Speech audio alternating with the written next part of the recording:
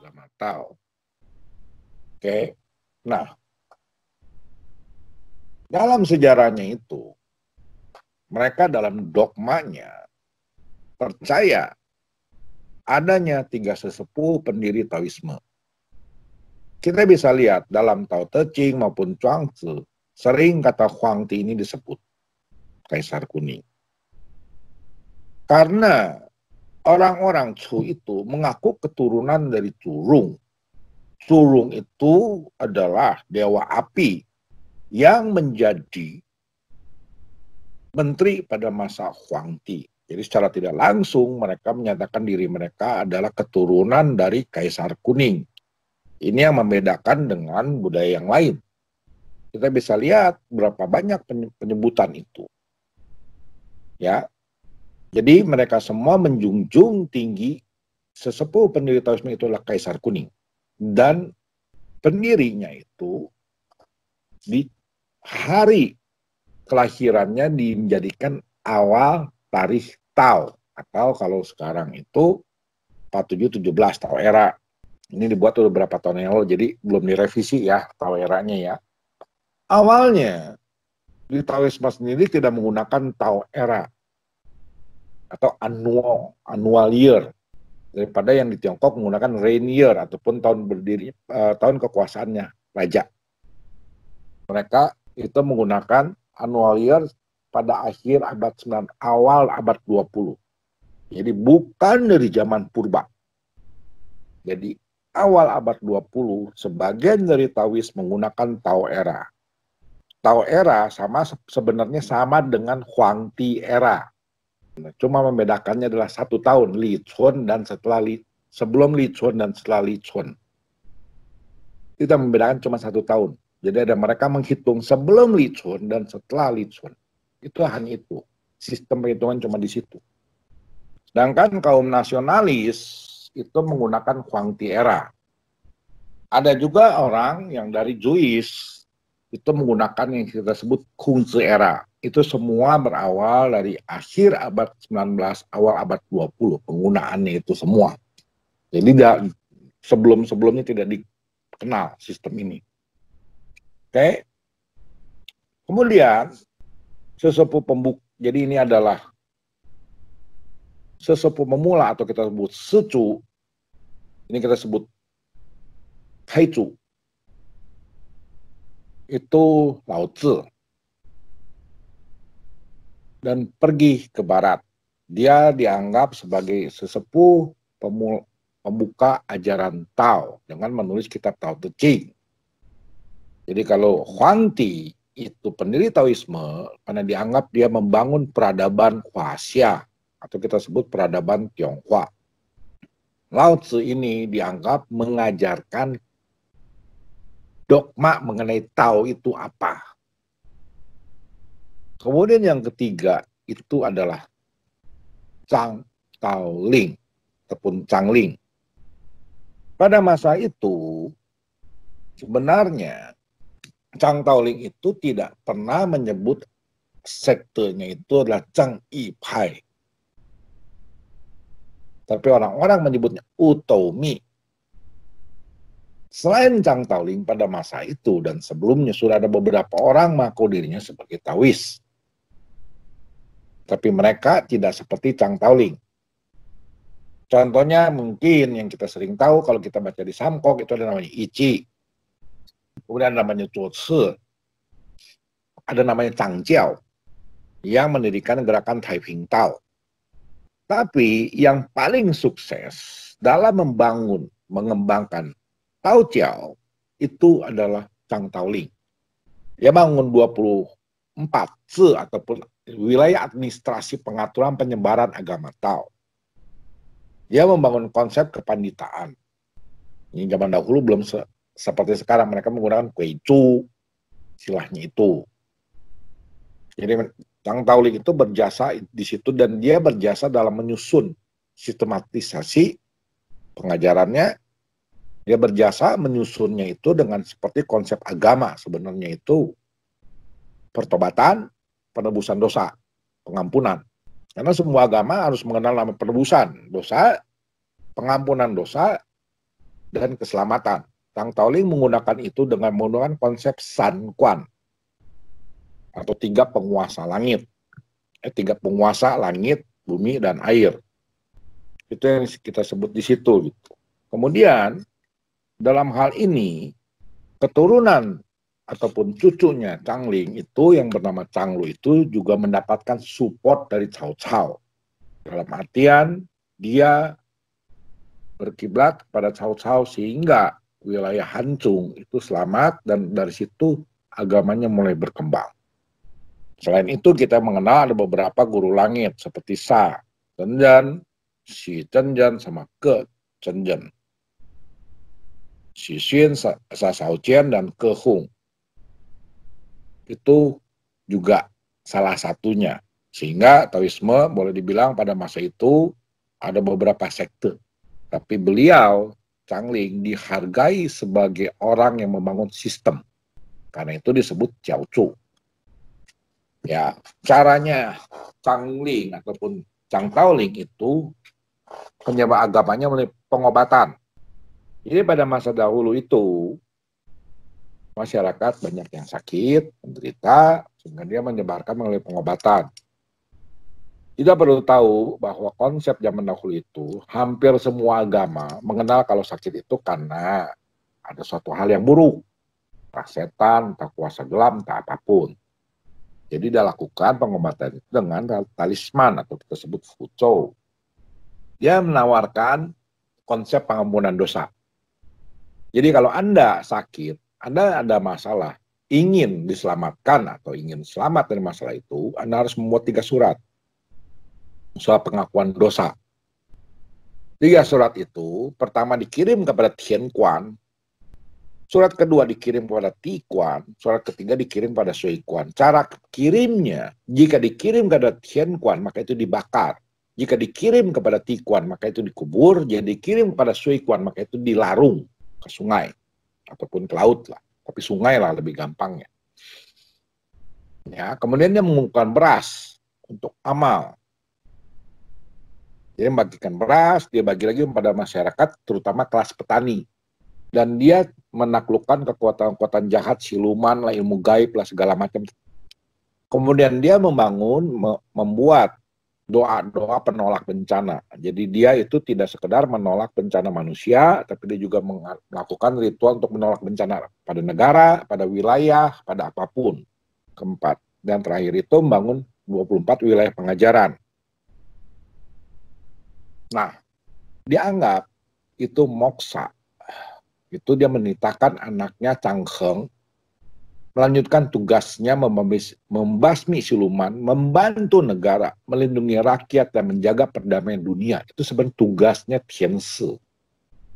Atau tugasnya keturunan Chang Taoling. Dan sampai sekarang ini sudah 64 generasi. Dalam hal ini, di Tiongkok ada 2 keluarga yang memiliki jabatan. Pertama, itu adalah kita tahu keluarga marga Chang, yang disebut Tang Tianse, dan lainnya adalah marga Kung. Mereka semua menjadi pemimpin dan menjadi pejabat. Yang marga Kung yang pemimpinnya itu sekarang adanya di Taiwan dan diangkat oleh pemerintah Republik of China. Jadi jabatannya itu diangkat oleh negara. Itu untuk keluarga Kung ya, marga Kung gitu. Marga Chang itu 64. Karena kita tidak bahas Du Jiao, kita nggak perlu bahas mereka semuanya semua, tapi kita bahas dari Tao Jiao. Jadi mereka ada pemimpinnya lah, yang diangkat oleh negara. Tapi Tian Shi ini hampir tidak pernah diangkat oleh negara. Terakhir kali yang diangkat itu adalah Tian Shi ke-62 oleh Yuan Shikai. Ini contoh Chang Enpu, Chang Tianse ke-63 yang terkenal, kemudian dia ke-64, dan ini sering terjadi perdebatan. Kita nggak perlu debatkan permasalahan latar belakangnya mereka, siapa yang berhak menjadi 64 ataupun 65. Kita nggak bahas itu. Kita membahas masalah sejarah-sejarahnya saja. Jadi dalam sejarahnya itu akhirnya semua sekte-sektenya itu seperti Kehung, itu dia boleh dibilang akhirnya menjadi salah satu yang membuat sistem aliran Tanting itu memiliki metode. Kemudian Hou Qianzi mendirikan Pei Tianzi. Saya nggak akan bahas lebih detail karena ada bukunya, itu yang sebut Sejarah Taoisme 5.000 tahun. Itu bukunya itu atas izin Huang Xingyang untuk diterjemahkan ke bahasa Indonesia. Di situ dibahas detail perpecahan sektor-sektornya apa saja. Jadi kita nggak perlu bahas. Di situ kita bahas dua kelompok besar lah. Pertama itu Fulu dan kedua itu Tanting ataupun Cintan. Fulu itu sering diacu kepada Chang Tianzi, kepada Mao Shan, Kesan, kemudian Tanting itu sering mengacu kepada tadi Kehung ataupun Li Tungpin. Tanting ini nanti ada Waitan dan Neitan ataupun luar dan dalam. Pengolahan dari luar artinya Anda memakan sesuatu sebagai dimakan ke dalam, dan yang artinya Anda melatih dari dalam. Tanting ada dua jenis. Fulu juga ada beberapa sektor besarnya. Nah di sini ini kemudian sering diartikan sebagai Fulu sebagai sektor Chengyi, Tanting sebagai sektor Shenzhen. Nggak masalah juga. Tapi sebenarnya Fulu mempelajari Tanting, Tanting harus mempelajari Fulu. Hanya yang mana yang dominan. Nah, jadi kita harus tahu ada dua sektor besar pada masa itu. Artinya adalah mereka menggabung secara kasarnya. Pertama itu kita sebut sektor Tanting, itu kita sebut Shenzhen Pai, guru besarnya Wang Chungyang, kemudian Chengyi Pai itu oleh Chang Yicai. Salah satu dari Chang Tianzi, keturunan dari Chang Taoling.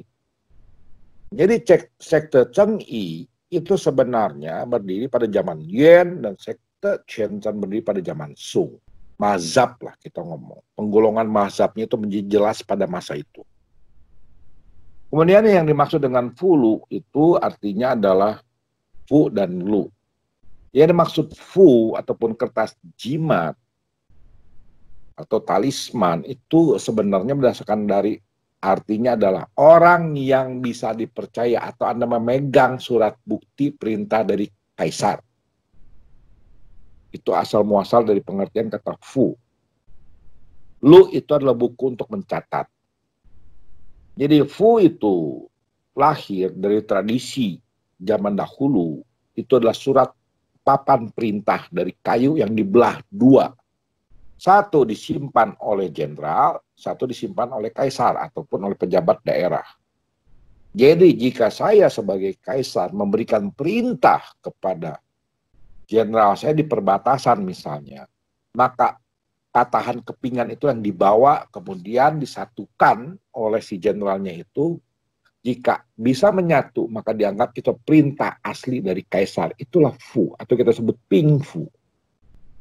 Karena itu dalam Fu-nya itu kita bisa lihat begitu banyak kata-kata perintah semua. Karena dari situ awal muasalnya.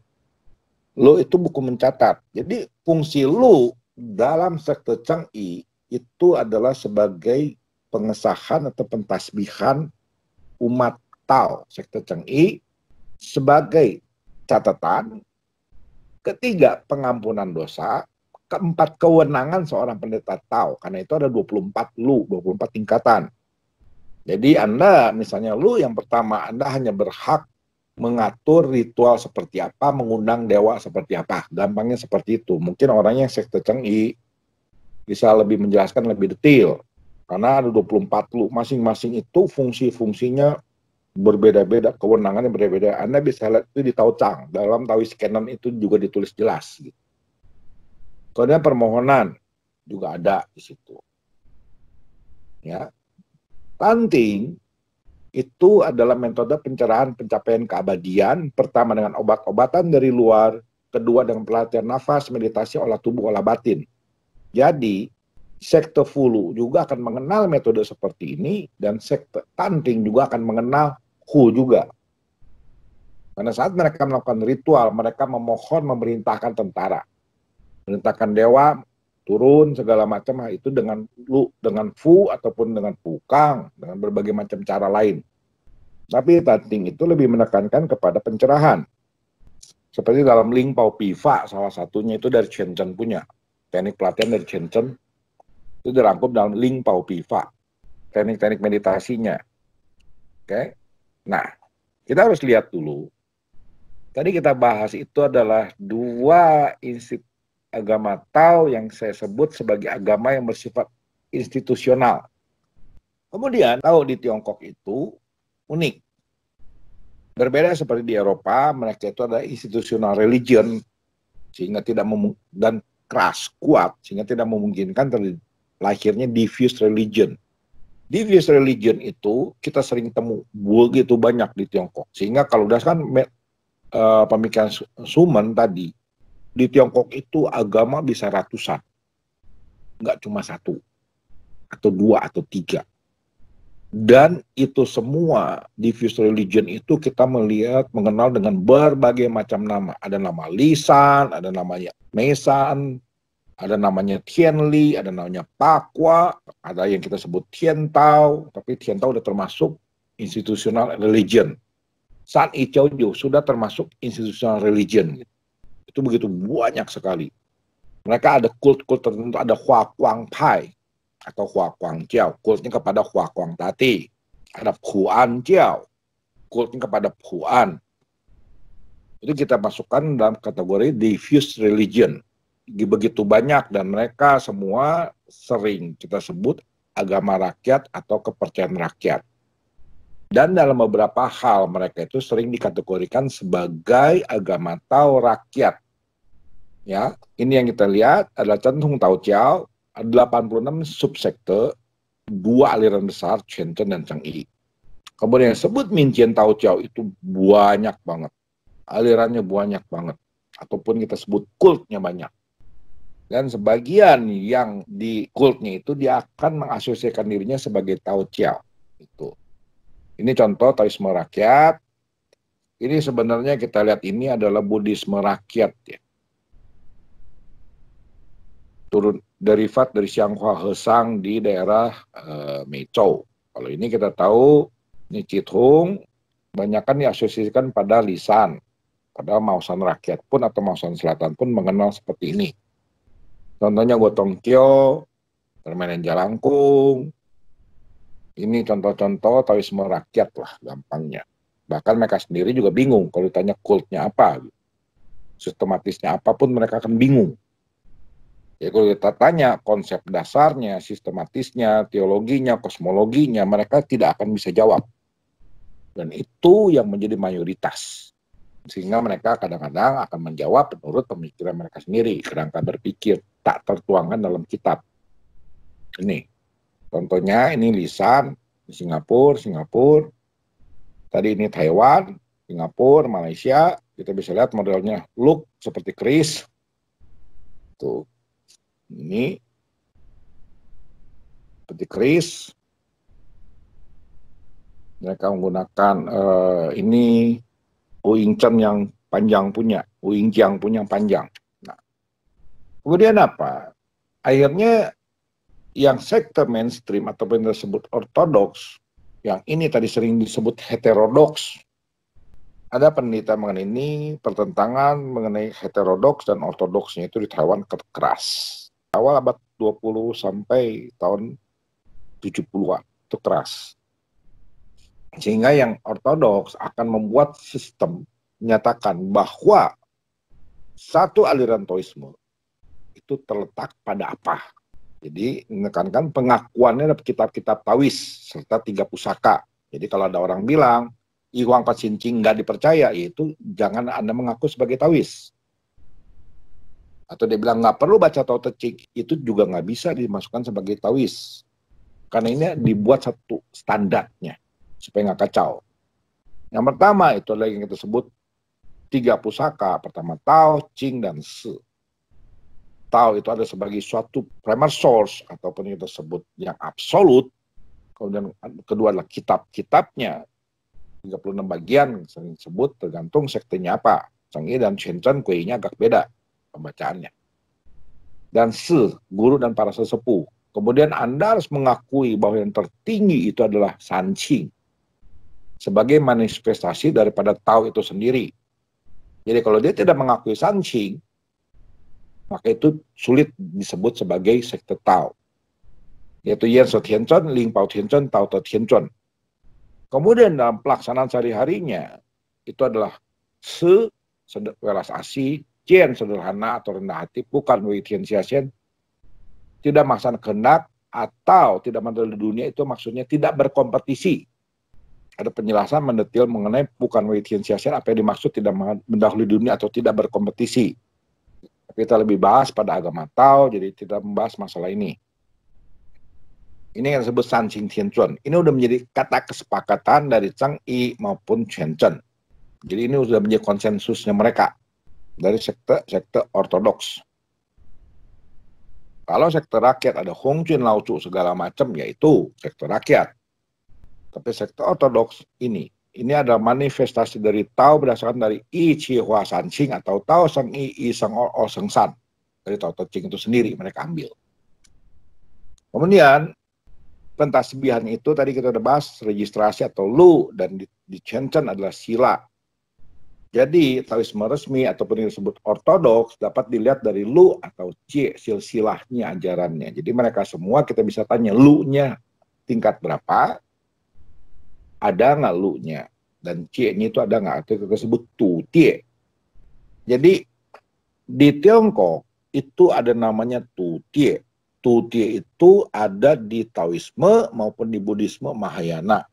Itu dimulai pada zaman Tang, tahun 700-an. Kenapa dibuat tu tie oleh kerajaan? Karena banyak orang mengaku sebagai Taois, Taoise sebagai biksu, tanpa jelas asal-usul dari mana. Bisa saja mereka menipu, mempermalukan ajaran, tidak jelas itu orang siapa. Jadi Anda bisa mengaku sebagai biksu, sebagai Taoise, gampang. Untuk mengatasi masalah itu, dan juga banyak orang yang menjadi Taoise palsu, biksu palsu untuk menghindari pajak negara. Jadi untuk menghindari itu, dinasti Tang membuat tu tie. Tu tie itu kita bisa lihat sampai sekarang itu masih berlaku di Buddhisme Mahayana maupun di Taoisme ortodoks. Jadi kalau Anda ketemu Buddhis biksu Mahayana, Anda ragu itu biksu asli atau palsu, Anda bisa tanya tu tie, semacam KTP lah. Pada umumnya tu tie itu ditulisnya adalah nama ini orang, nama Taois ataupun nama Buddhis, kemudian siapa guru penjaminnya, siapa guru pembawa maupun guru penyeberang. Umumnya sama. Di situ bisa dilihat gitu.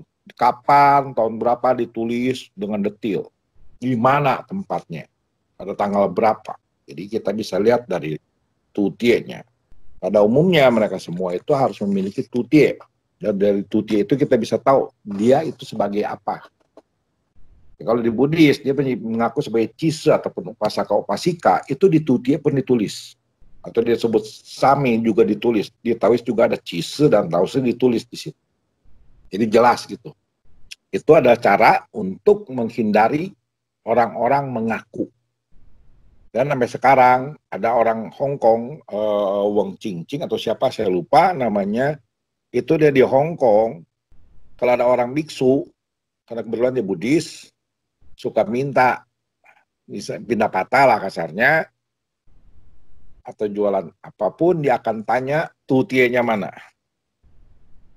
Kalau itu orang nggak bisa kasih tutie aja, dia suruh copot itu jubah. Anda bisa di YouTube itu ada. Bahkan di London pun dia menangkap orang. Biksu tapi. Jadi dia lihat, dia akan paksa itu orang copot jubahnya. Karena nggak ada tutie. Pasti tanya seperti itu. Ya, jadi Anda bisa tanya, lu-nya ada nggak? Atau cie-nya ada apa? Gampang. Ya, ini contoh pentasbihan sekte Shenzhen di Payinquan. Ini Shou Jie namanya. Oke. Ini Zhang Yi, upacara Solu.